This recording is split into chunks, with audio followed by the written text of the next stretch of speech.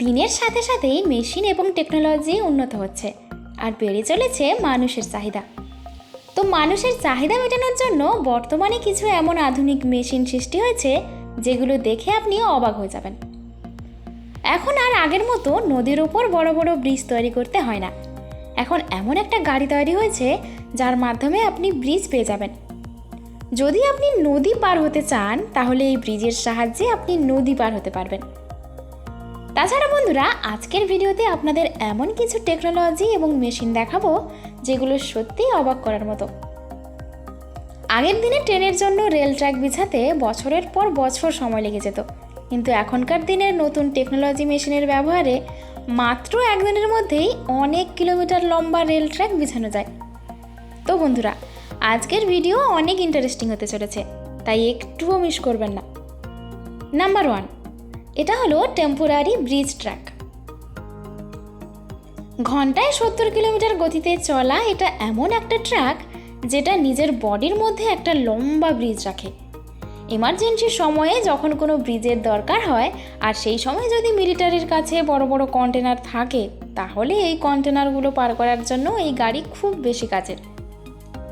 এর সাথে সাথে গাড়ি তার 26 মিটার লম্বা ব্রিজ কয়েক মিনিটের মধ্যেই এক্সপেন্ড করতে পারে। আর এই ব্রিজের ওপর দিয়ে অনেক ভারী ভারী গাড়িও যাওয়া আসা করতে পারে, যেমন মিলিটারি ট্যাঙ্ক আর ট্র্যাক এর মতন ভারী গাড়িগুলো এর ওপর দিয়ে পার হতে পারে। ইমার্জেন্সি সময়ে যে কোনো নদীর ওপরে 26 মিটার লম্বা ব্রিজ কয়েক মিনিটের মধ্যেই তৈরি হতে পারে, আর মানুষজন বা গাড়ি সব কিছুই পার করাতে পারে।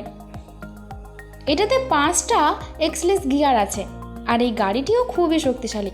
এটার ওপর রাখা এই bridge foldable. Monster weight truck. ট্রাক্টরের পিছনে থাকা ট্রলির উপরে মেটেরিয়াল ট্রান্সপোর্টেশন করতে আপনারা নিশ্চয়ই দেখেছেন।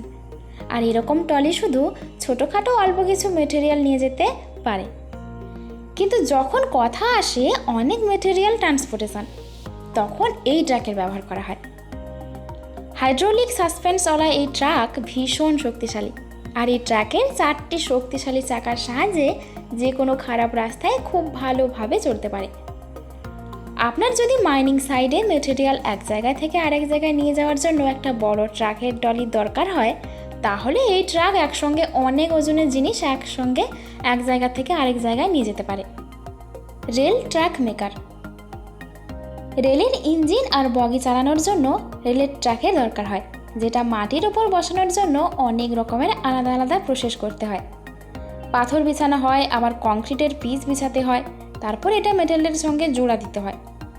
এগুলির পরিবর্তে এখন আপনি রেল ট্র্যাক বিছাতে পারবেন এই মেশিনের সাহায্যে। আর এই মেশিন লম্বা লম্বা রেল ট্র্যাক উঠিয়ে এক জায়গা থেকে আরেক জায়গায় নিয়ে যেতে পারে, আর একদম ঠিকভাবে। কংক্রিটের ওপর রেল লাইন বিছাতেও পারে, যেখানে এটা জোড়া দেওয়ার জন্য ওপরে হাই লোড দেওয়া হয়। এটা হলো মেশিনের টেবিল, যেটার ওপর মেশিনের হ্যান্ড দেওয়া আছে। যেখানে কাজ করার দরকার হয় ওখানেই হ্যান্ড বাইরে বের করে দেয়। আর এই মেশিন তৈরি করা রেল ট্র্যাক উঠিয়ে যে কোনো জায়গাতেই চলতে পারে। আর আপনি যদি লম্বা রেল ট্র্যাক বিছাতে চান তাহলে এই মেশিনের ব্যবহার করতে পারেন। এই মেশিন রেল ট্র্যাকগুলোকে জোড়া দেয়, আবার এগুলো বেশি ওজন দিয়ে বসিয়েও দেয়। Number 4, soil cultivator.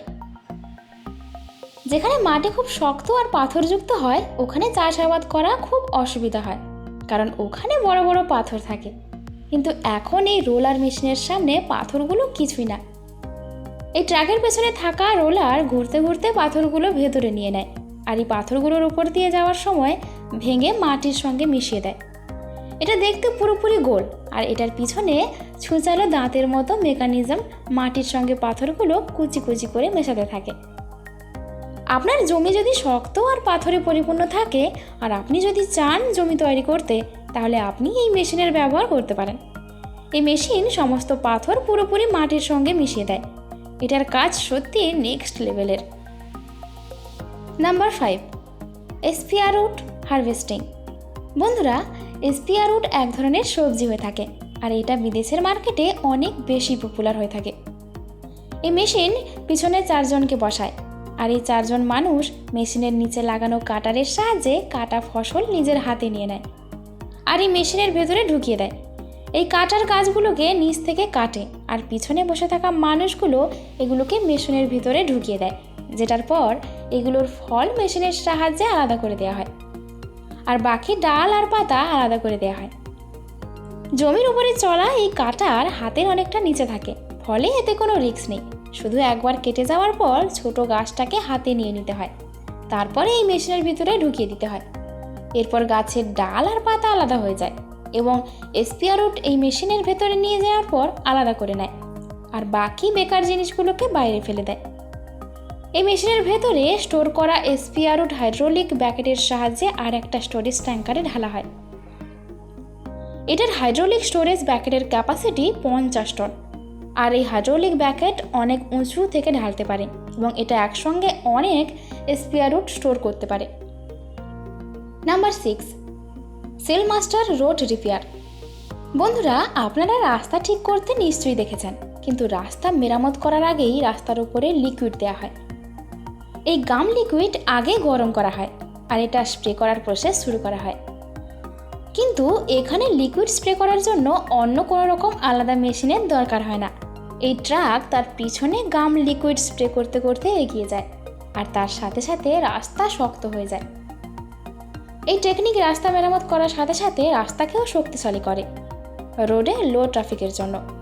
আর তাড়াতাড়ি রোড শেষ করার জন্য এটা একটা সুন্দর প্রকল্প, যেটা এই ট্রাকের পিছন থেকে খুবই তাড়াতাড়ি রাস্তা তৈরি করতে পারে আর কয়েক ঘন্টার মধ্যেই একটা লম্বা রাস্তায় লিকুইড বিছিয়ে দেয়।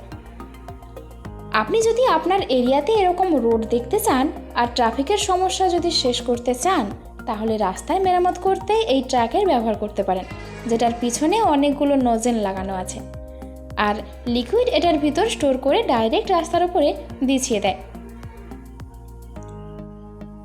Number 7, Yanmar paddy harvester.